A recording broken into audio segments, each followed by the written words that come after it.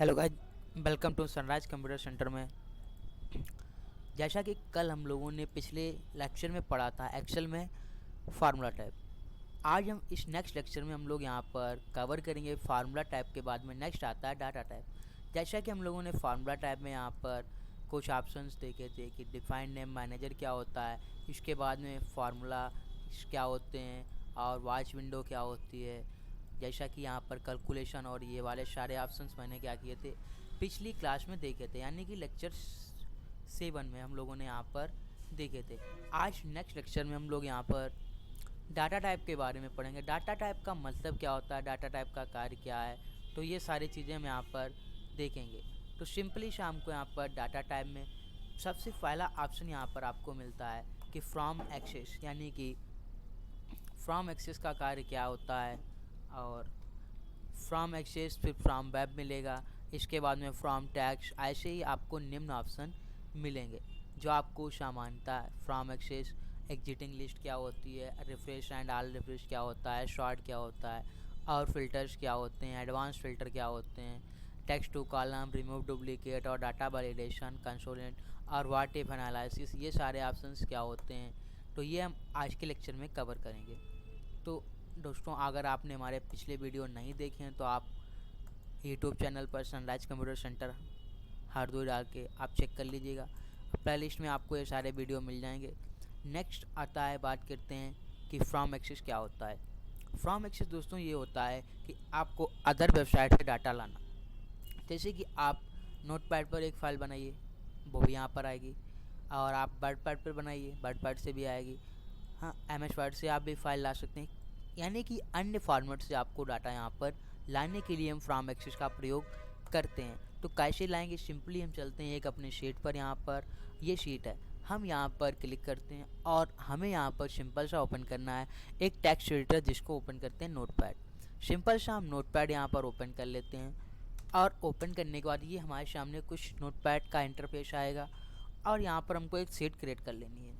जैसा कि हम लोग यहाँ पर नेम ले लेते हैं, टैब बटन दबाएंगे, क्लास रख लेते हैं, सब्जेक्ट रख लेते हैं, और यहाँ पर मार्क्स भी रख लेते हैं, फिर एंटर प्रेस कर लेते हैं। इसके बाद में यहाँ पर नेम लिख लेते हैं,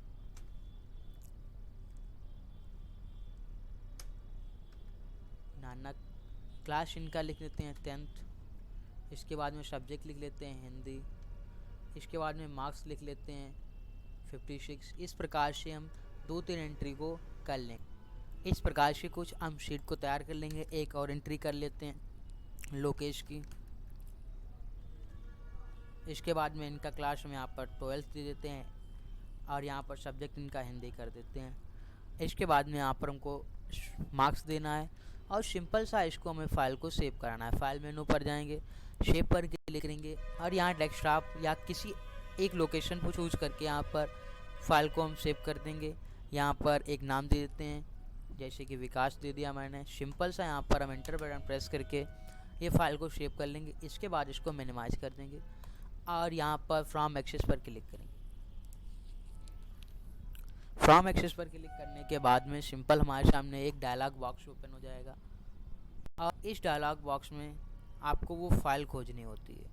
जैसे कि हम लोगों ने विकास के नाम से फ़ाइल बनाई थी, तो यहाँ पर ऑल कमांड में डेस्कटॉप सेलेक्ट कर लेंगे, और यहाँ पर विकास की फ़ाइल को सर्च कर लेंगे, एंटर प्रेस करके ओपन कराएंगे। तो सिंपल सा ये आपसे पहले 3 स्टेप पूछेगा, यानी कि ये 3 स्टेप होते कौन कौन से हैं, तो मैं आपको बता दे रहा हूँ। पहला स्टेप आपसे यहाँ पर पूछेगा कि आपको डिलिमिटेड डाटा रखना है या फिक्स वेट डाटा रखना है, किस हिसाब से लेंथ क्या होनी चाहिए इसकी, जिस अकॉर्डिंग आप डाटा को रखेंगे। जो आपने वहाँ नोटपैड पर डाटा बनाया था उसका फाइल लोकेशन ये रहेगा, और ये डाटा वहाँ पर आ जाएगा, सिंपल सा। इसके बाद में नेक्स्ट कंडीशन में आपसे पूछेगा कि आपने टैब बटन का प्रयोग किया था या फिर डिलिमिटेड में कॉमा का प्रयोग किया, आगे टैब आप हटा देते हैं। तो सपोज़ करिए यहाँ पर क्या होगा, मैटर हमारा एक समान हो जाएगा। यहाँ पर फिर से टैब बटन पर क्लिक करेंगे। अन्य किसी फॉर्मेट का आपने अगर प्रयोग किया है तो आप यहाँ पर कर सकते हैं। इसके बाद में सिंपल सा आपको नेक्स्ट स्टेप पर क्लिक करना है। इसके बाद में सिंपल सा आपको यहाँ पर जनरल ही रखना है। जनरल से ये होता है जो भी आपका फॉर्मेट रहेगा वो नॉर्मली जनरल में ही रहेगा, अदर आपको एडवांस वगैरह नहीं करना है यहाँ पर। इसके बाद में यहाँ पर सिंपल सा आपको फिनिश ऑप्शन पर क्लिक करना है। इसके बाद में ये आपसे पूछेगा कि किस रो के अंतर्गत हमको यहाँ पर सेव कराना है, तो आपको सिंपल सा ओके कर देना है। अगर न्यू वर्कबुक करते हैं तो ये न्यू शीट पर चला जाएगा, आपको यहाँ पर सिंपल सा ओके कर देना है। ओके करने के बाद ये देखिए डाटा सिंपल सा हमारा इस प्रकार से यहाँ पर आ जाएगा। डाटा को लाने के बाद में नेक्स्ट ऑप्शन आता है यहाँ पर फ्रॉम वेब। तो फ्रॉम एक्सेस आप लोगों को अच्छे से समझ में आ गया होगा। फ्रॉम वेब का मतलब होता है किसी भी वेबसाइट से डाटा लाना। फ्रॉम वेब पर क्लिक करेंगे और ये दोस्तों आपका इंटरनेट कनेक्ट होने पर ही चलेगा। जब आपका सिस्टम में इंटरनेट कनेक्ट रहेगा तो ये ऑप्शन वर्क करेगा। तो फ्रॉम एक्सेस वेब पर क्लिक कर लेंगे और ये देखिए हमारा दोबारा से एक्सेल ओपन करने के लिए बोलेगा। यानी कि कुछ कंडीशंस में क्या होता है, यहाँ पर ये वार्निंग दे देगा security data connection have been disable. यहाँ पर ये डाटा हमारा ओपन नहीं हो रहा है। तो दोस्तों ये जब फ्रॉम वेब चलेगा, जब हमारा इंटरनेट कनेक्ट होगा, सेम टेक्स्ट फॉर्मेट आता है जो आपका फ्रॉम एक्सेस की तरह ही वर्क करेगा। आपको यहाँ पर फ्रॉम टेक्स्ट पर क्लिक करना है, इसके बाद में डेस्कटॉप पर जाना है, यहाँ से उस फाइल को सर्च करना है जो आपने फाइल यहाँ पर बनाई थी नोटपैड पर, और यहाँ पर ओपन कर देना है। ओपन करने के बाद में यहाँ पर नेक्स्ट स्टेप, इसके बाद में नेक्स्ट स्टेप, सेम वही प्रोसेस रहेगा। नेक्स्ट स्टेप करके यहाँ पर आप ओके कर दीजिए। ये देखिए इस प्रकार से हमारा डाटा यहाँ पर आ जाएगा। इसके बाद में यहाँ पर दोस्तों कि फ्रॉम अदर सोर्स, यानी कि आपको अदर साइड से डाटा लाना है तब इनका प्रयोग करते हैं। बाकी नेक्स्ट आता है एग्जिटिंग कॉन्टेक्स्ट। यहाँ पर जितनी आपने शीटों का प्रयोग किया होगा आज तक वो सारी शीटें यहाँ पर दिखाई देंगी। तो मैं दोस्तों यहाँ पर कैंसिल करता हूँ इसको। इसके बाद में आता है रिफ्रेश एंड ऑल रिफ्रेश, जिसकी शॉर्ट की कंट्रोल शिफ्ट F5 होती है। तो चाहे आप दोस्तों रिफ्रेश कीजिए या फिर ऑल रिफ्रेश करिए। तो सिंपल सा आपको यहाँ पर रिफ्रेश करना है या फिर ऑल रिफ्रेश। तो इस शीट को क्या करते हैं, हम सेलेक्ट करते हैं और अपने नोट पैड पर जाते हैं। यहाँ पर एक या दो एंट्री को ऐड कर देते हैं, जैसे कि अब हम मुकेश की एंट्री को ऐड कर देते हैं। मुकेश, क्लास इनका 12th कर देते हैं, सब्जेक्ट इनका कर देते हैं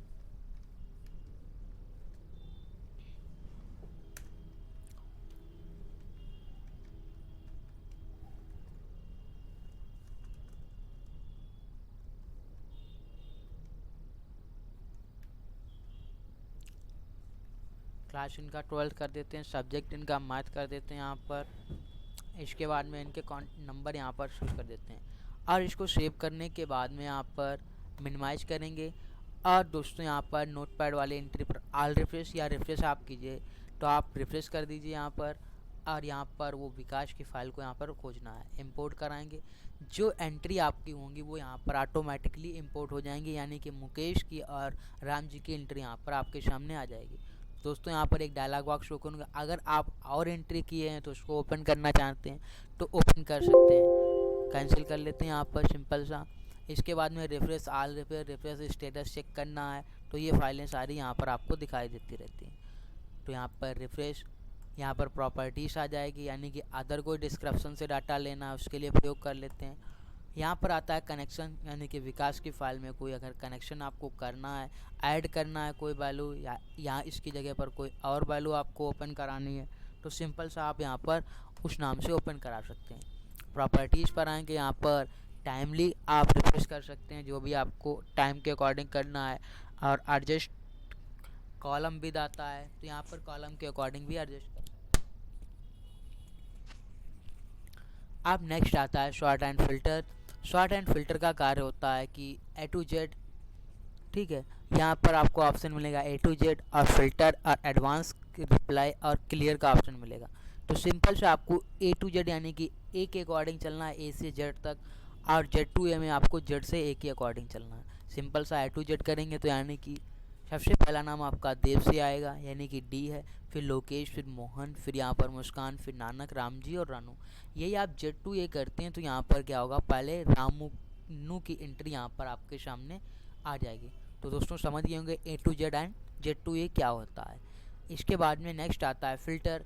फ़िल्टर का प्रयोग करते हैं जिसकी शॉर्ट की कंट्रोल शिफ्ट L होती है।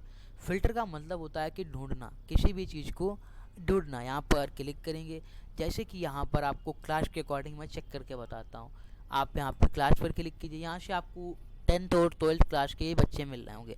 तो सिंपली आपको यहाँ पर क्या करना है, 10th क्लास के बच्चों को ढूंढना है। 10th क्लास के बच्चे यहाँ पर कौन कौन से हैं, तो यहाँ आल सेलेक्ट को हम हटा देंगे और 10th क्लास के बच्चे रखेंगे और यहाँ पर सिंपल सा ओके करेंगे। तो देखो यहाँ पर आपके सामने 10th क्लास की ही प्रेजेंटी आ गई है। जितने बच्चे 10th क्लास के हैं वो आपको यहाँ पर मिलेंगे। रामू है, रानू, नानक, मोहन, देव, ये क्या है 10th क्लास के स्टूडेंट हैं। अब यही आप 12th क्लास के स्टूडेंट चेक करना चाहते हैं 10th के, आप रिमूव करिए यहाँ से और आपको ओके करना है। तो 12th क्लास के 3 बच्चे हैं, रामजी और मुकेश और लोकेश, ये 3 बच्चे हैं। यही अगर आप किसी के सब्जेक्ट के अकॉर्डिंग करना चाहते हैं तो सब्जेक्ट पर आइए। जैसे आपको यहाँ पर हिंदी के सब्जेक्ट के बच्चे खोजने हैं, ओके करिए। सिंपल 2 बच्चे हैं, एक 10th क्लास में और एक 12th क्लास में हिंदी का सब्जेक्ट का बच्चा है। इसके बाद में आप यहाँ पर आल सेलेक्ट कर लीजिए। अगर आप नंबर के अकॉर्डिंग चेक करना चाहते हैं कि सारे हटा दीजिए, 45 नंबर वाले कितने स्टूडेंट हैं, तो यहाँ पर ओके करेंगे। 2 बच्चे हैं जो 45 नंबर के अकॉर्डिंग यहाँ पर है। इसके बाद में आता है क्लियर करना, तो ये आपका फ़िल्टर हट जाएगा। ये आपको एडवांस अदर फिल्टर ऐड करना है तो आप यहाँ क्राइटेरिया में आप ऐड कर सकते हैं। अगर आप सिंपल ओके करेंगे तो ये फ़िल्टर आपका गायब रिमूव हो जाएगा। ठीक है, इसके बाद में दोस्तों नेक्स्ट आता है हमारा टेक्स्ट टू कॉलम। तो दोस्तों अभी तक हमने आपको समझाया है कि फ्रॉम एक्सेस क्या होता है। फ्रॉम वेब यानी कि इंटरनेट से डाटा आएगा। From text source other source से डाटा लाना। इसके बाद में एग्जिटिंग कनेक्शन क्या होते हैं और रिफ्रेश ऑल रिफ्रेश क्या होता है, कनेक्शंस क्या होते हैं। चाहे तो आप एग्जिटिंग कनेक्शन में चेक कर लें या कनेक्शन में सेम ही रहता है, जितनी फाइलें आप ओपन करेंगे वही दिखाई देंगे। इसके बाद में टू जेड आएगा और यहाँ पर फिल्टर आता है। इसके बाद में नेक्स्ट आता है टेक्स्ट टू कॉलम। ये दोस्तों बहुत इंपॉर्टेंट होता है, वेरी वेरी इंपॉर्टेंट रहता है। टेक्स्ट टू कॉलम करने के लिए आपको यहाँ पर वैल्यू लिखनी होगी। एक ही रो के अंतर्गत आपको 3-4 नाम लिख लेते हैं। जैसे हम यहाँ पर राम लिखा, सीता लिख दिया, मोनिका लिख लिया, राहुल लिख दिया, यहाँ पर राकेश लिख लिया। तो ये क्या है, सारे नाम एक ही में हैं। देखिए अलग अलग, इसमें डिलीट करेंगे तो डिलीट हो जाएंगे, नहीं होंगे। यहाँ पर इसमें भी डिलीट करेंगे नहीं होगा, क्योंकि यहाँ पर क्या है एक ही रो के अंतर्गत सारे नाम दिए हैं। तो इनको अलग अलग करने के लिए सिंपल सा जैसे हम यहाँ पर प्रोसेस करते थे कि फ्रॉम एक्सेस में वैसे यहाँ पर टेक्स्ट टू कॉलम पर क्लिक करेंगे। 3 स्टेप आपके सामने ओपन होगा। नेक्स्ट स्टेप करिए। आपने किसका प्रयोग किया था, नोटपैड पर टैब का, और यहाँ पर मैंने कॉमा का प्रयोग किया। तो सिंपल सा आपको कॉमा पर क्लिक कर लेना है। कॉमा पर क्लिक करने के बाद में यहाँ पर आपको नेक्स्ट स्टेप, और इसके बाद में देखिए आपके सामने अलग अलग जनरल सेल में डाटा आ जाएगा। यहाँ पर ओके करना है। देखिए राम, आप सीता को डिलीट करेंगे डिलीट हो जाएगा, वापस लाएंगे कंट्रोल जेड से और यहाँ पर इस प्रकार से यहाँ पर डाटा यहाँ पर आ जाएगा। नेक्स्ट आता है रिमूव डुप्लीकेट, यानी कि अगर आपके ने कोई डबल नाम एंट्री कर रही हैं उनको डुप्लीकेट करना कैसे चाहते हैं, तो सिंपल सा हम इसी शीट को क्या करते हैं, सेलेक्ट कर लेते हैं और सेलेक्ट करने के बाद में यहाँ पर रिमूव डुप्लीकेट पर क्लिक करते हैं। यहाँ पर आपसे पूछेगा किसके अकॉर्डिंग करना है, नाम के अकॉर्डिंग करना है या फिर क्लास के अकॉर्डिंग, ऑल सेलेक्ट या अनसेलेक्ट पर क्लिक करना है। यहाँ से माय हेडिंग, ठीक है, यहाँ पर माय डाटा हैज हेडर से स्टार्टिंग होगा आपका, हाँ हेडिंग्स जो होती हैं। इसके बाद में नेम के अकॉर्डिंग करिए। अगर कोई नाम डबल लिखा होगा तो ये आपको बता देगा, नाम यहाँ पर कोई डुप्लीकेट नहीं दिया है। तो हम यहाँ पर क्लास के अकॉर्डिंग कर लेते हैं। अब यहाँ पर सारे को हटा देंगे, यहाँ पर रिमूव करेंगे और यहाँ पर क्लास के अकॉर्डिंग करेंगे, ओके करेंगे। देखिए आपके सामने 5 जो क्लास थे वो डुप्लीकेट थे। इसके बाद में 2 जो क्लास हैं वो हमारे यहाँ पर रिमाइनिंग में, यानी कि 10th और 12th, बाकी जो एंट्री थी वो डुप्लीकेट थे। तो मैं कंट्रोल जेड करके वापस ले लेता हूँ इसको, फिर रिमूव डुप्लीकेट करता हूँ सब्जेक्ट के अकॉर्डिंग, अनसेलेक्ट यहाँ से किया। अगर सब्जेक्ट के अकॉर्डिंग करते हैं तो हमारे यहाँ पर 2 सब्जेक्ट डुप्लीकेट हैं और बाकी 5 यूनिक सब्जेक्ट हैं। मैं फिर से यहाँ पर कंट्रोल जेड करता हूँ। अब यहाँ पर मैं मार्क्स के अकॉर्डिंग करता हूँ, मार्क्स पे क्लिक किया और यहाँ पर सिंपली आपको ओके कर देना है। 3 डुप्लीकेट मार्क्स लिखे थे जो यहाँ पर दिए गए थे और 4 आपके यूनिक मार्क्स हैं, तो कंट्रोल जेड करके मैं वापस ले लेता हूँ। इसके बाद में आता है डाटा वैलिडेशन। जिसके अंतर्गत इसको आपको समझना बहुत इंपॉर्टेंट होता है। जैसे आपने इसको सेलेक्ट कर लिया शीट को और डाटा वैलिडेशन पे क्लिक किया यहाँ से आप यहाँ पर ले लीजिए लिस्ट पर क्लिक कीजिए और सिक्योर एरिया में यहाँ पर ये एरिया आपको सेलेक्ट कर देनी है। सिंपल सा ओके करेंगे, यहाँ पर आपके सामने ये लग करके आ जाएगा। जो भी डिटेल आप आगे पीछे करना चाहते हैं वो अपने इच्छा के अकॉर्डिंग यहाँ पर लिस्ट के अकॉर्डिंग वर्क कर सकते हैं। अब मैं यहाँ पर 10th के अकॉर्डिंग करता हूँ। मैंने यहाँ पे क्लास सेलेक्ट कर लिया, डाटा वैलिडेशन पे क्लिक करूँगा। यहाँ पर एनी वैल्यू की जगह मुझे लिस्ट ले लेना है और सोर्स में मैं यहाँ से ये रेंज को सिलेक्ट कर दूँगा। ओके करेंगे। यहाँ पर देखिए 2-3 जो भी वैल्यू आपको 10th 12th क्लास जो भी यहाँ पर देखना है वो आप यहाँ पर इस प्रकार से देख सकते हैं। ठीक है, 10th चेक करना है, 12th चेक करना है, वो वैल्यू यहाँ पर आ जाएगी। तो दोस्तों नेक्स्ट हम यहाँ पर डाटा वैलिडेशन में आपको बताएंगे कि होल नंबर क्या होता है। ऐसे ये सारे ऑप्शन आपके चल जाएंगे, डेट एंड टाइम। तो होल नंबर के लिए आपको पहले कैटेगरिया सेलेक्ट करनी पड़ेगी। कोई रेंज जैसे मैं यहाँ से सेलेक्ट कर लेता हूँ एन से लेकर के 6N तक, और यहाँ डी से लेकर के D3 से 6N तक मैंने रेंज को सेलेक्ट कर लिया। होगा क्या एक्चुअली यहाँ पर मैं आपको पहले बता दे रहा हूँ। सिंपल सा आपको सेलेक्ट कर लेना है और यहाँ पर जो भी आप वैल्यू देंगे वो वैल्यू उस सेटिंग के अकॉर्डिंग चलेगी। यहाँ पर क्लिक करना है होल नंबर। यहाँ पर मिनिमम नंबर और मैक्सिमम नंबर पूछ रहा है तो मैं यहाँ पर 33 लिख देता हूँ और यहाँ पर 90 कर देता हूँ। सिंपल सा आपको यहाँ पर इनपुट मैसेज में जाना है। यहाँ पर टाइटल पूछेगा क्या उद्देश्य क्या है आपका, तो मैं यहाँ पर कर देता हूँ सब्जेक्ट। फिर मुझे यहाँ पर इनपुट में क्लिक करना है। इनपुट क्या है, हमारा कंप्यूटर है। यहाँ पर मुझे अलर्ट मैसेज में क्या करना है, तो मैं यहाँ पर सब्जेक्ट कर देता हूँ और इसके बाद में अलर्ट मैसेज में यू आर रॉन्ग कर देता हूँ।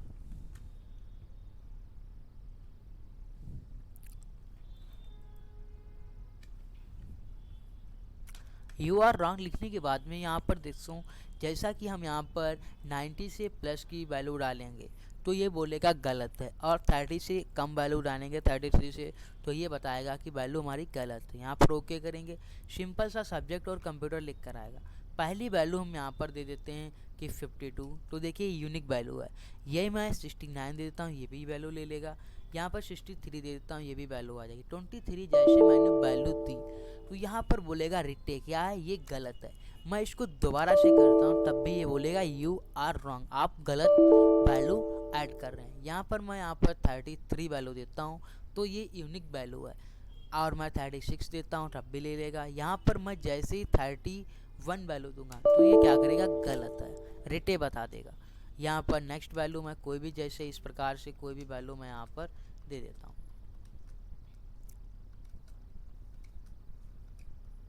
ठीक है, इस प्रकार से आप कहीं पर भी एक्सेल में वैल्यू को परिभाषित कर सकते हैं।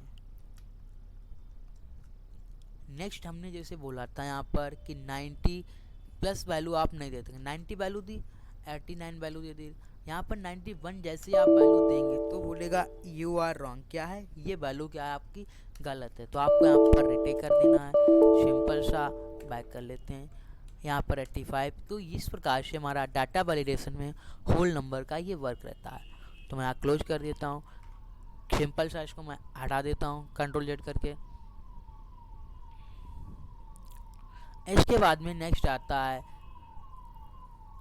कंसोलिडेट। इसके अंतर्गत आपको यहाँ पर मैं इसका अलग से वीडियो बनाऊंगा। यहाँ पर सम करना, मिनिमम मैक्सिमम, ये फार्मूला से अकॉर्डिंग चलता है, तो मैं इसका एक अलग से वीडियो आपको बनाऊंगा। उस वीडियो से आपको कवर कराएंगे। नेक्स्ट यहाँ पर आता है कि सिनेरियो मैनेजर, ये आपका आता है व्हाट इफ एनालिसिस। यहाँ पर गोल सिंक और डाटा टाइप। गोल सिंक का काम दोस्तों देखो ऐसा होता है कि आप लिखी हुई वैल्यू में नंबर को ऐड करने के लिए प्रयोग करते हैं। तो सिंपल सा मैं यहाँ पर अदर एक और मार्क्स बढ़ा लेता हूँ और यहाँ पर मैं टोटल उस वैल्यू को कर लेता हूँ। यहाँ पर आपको नंबर बढ़ा देने हैं, लिख देते हैं यहाँ पर कोई भी नंबर्स, और इन नंबरों को मैं ऐड कर लेता हूँ। ऐड करने के लिए आपको मैंने बताया था सेलेक्ट करके आर्टिकल प्रेस करना है यहाँ पर, और इसके बाद में यहाँ पर आपको जिस कॉलम में आपको सबसे कम वैल्यू लग रही है उस कॉलम को आपको सेलेक्ट कर लेना है। तो मुझे यहाँ पर 65 सबसे कम वैल्यू दिख रहा है, इसको मैं सेलेक्ट करूँगा। इसके बाद में गोल सिंक पर क्लिक करेंगे और यहाँ पर टू वैल्यू, मुझे कितनी वैल्यू चाहिए, मैं बोल देता हूँ 90 वैल्यू हो जाए। इसके बाद में बाई चेंज किस सेल के द्वारा अगर चेंज किया जाए तो यहाँ पर 90 प्लस वैल्यू आ जाए आपके।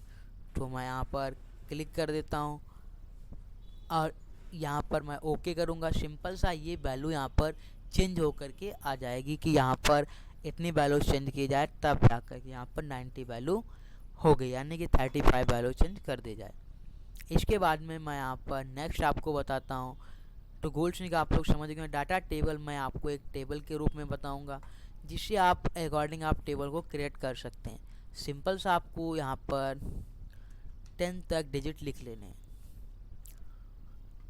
1 लिखेंगे हम लोग और यहाँ पर सेलेक्ट करके इसको इस प्रकार से ड्रैग कर देंगे। राइट क्लिक करेंगे, यहाँ पर फिल सीरियल पर क्लिक करेंगे, यहाँ से आपकी वैल्यू सीरियल में फिल हो जाएगी। इसके बाद में आपको यहाँ पर भी उसी अकॉर्डिंग कर लेना है, आपको 10 तक वैल्यू को लिखना है। राइट क्लिक करके फिल सीरियल पर क्लिक करना है और जो वैल्यू एडवांस हो जाए उसको डिलीट कर देना है। सिंपल सा यहाँ पर आपको इक्वल लगा देना है और यहाँ पर ये वैल्यू सेलेक्ट कर लेनी है, एंटर कराना है और नेक्स्ट वैल्यू आपको सेलेक्ट करनी है। दोस्तों अब ये 1 की गुणा यहाँ पर 1 इंटू 1 तो हो जाएगा, लेकिन ये कैसे हुआ, क्या रहा इसका प्रोसेस, तो यहाँ पर आपको ई जो दिख रहा है यहाँ पर ई, इससे पहले आपको डॉलर का सिंबल लगा देना है जो आपका शिफ्ट F4 बटन से लगेगा, शिफ्ट 4 बटन से लग जाएगा। इसके बाद में यहाँ पर ये इंटू के बाद में जस्ट आपको डॉलर का सिंबल दे देना है जो शिफ्ट 4 बटन से लगेगा। इसके बाद में आपको एंटर प्रेस करना है, 1 के गुणा 1 से हो जाएगी और ये आपका फिक्स हो जाएंगे कॉलम। तो यहाँ तक ये इस प्रकार से आप ड्रैग करेंगे तो ये 10 तक आएगा। इसके बाद में आप इस प्रकार से ड्रैग कर देंगे तो ये आपका आ जाएगा वैल्यू। तो यहाँ पर नेक्स्ट जैसे ये वैल्यू आ जाएगी, यानी कि 10 तक आपकी टेबल लिख करके आ जाएंगे। इसके बाद में मैं आपको हाइड एंड अनहाइड बताऊंगा। तो हाइड एंड अनहाइड और ग्रुप करना, हाइड एंड डिटेल। तो ग्रुप करने के लिए सिंपल सा आपको ये वैल्यू जैसे मैंने सेलेक्ट कर लिया, ग्रुप पर क्लिक करेंगे और यहाँ पर आपसे पूछेगा कि ग्रुप रो कर रहे हैं या कॉलम, तो मैंने यहाँ पर कॉलम लगा दिया और ओके करेंगे। कॉलम में ऊपर की ओर दिखाएगा, रो आपका इस साइड में आ जाएगा। तो मैंने इस प्रकार से यहाँ पर माइनस सिंबल पर क्लिक करेंगे तो हाइड हो जाएगा, प्लस पर क्लिक करेंगे तो शो एंड हाइड डिटेल यहाँ से भी आप कर सकते हैं। इसके बाद में नेक्स्ट आता है कि अनग्रुप करना। मैं यहाँ से क्लिक करूँगा, अनग्रुप पर क्लिक करूँगा, ये वैल्यू सेलेक्ट कर लेंगे। अनग्रुप पर यहाँ से क्लिक करने के बाद कॉलम मैंने सेलेक्ट किया तो कॉलम एंड अनग्रुप, तो ये क्या होंगे, कॉलम हमारे अनग्रुप हो जाएंगे। इसके बाद में सब टोटल करना है, यानी कि इन सबको एक साथ टोटल कैसे करना है, तो सिंपल सा आपको सेलेक्ट कर लेना है, सब टोटल पर यहाँ क्लिक करना है, मार्क्स और यहाँ पर आपको ओके कर देना है। ये देखिए अलग अलग सारे टोटल हो जाएंगे, यानी कि रानू का नंबर इतना है, क्लास 10th है, साइंस है, और इनका ये सब टोटल भी यहाँ पर आ जाएगा।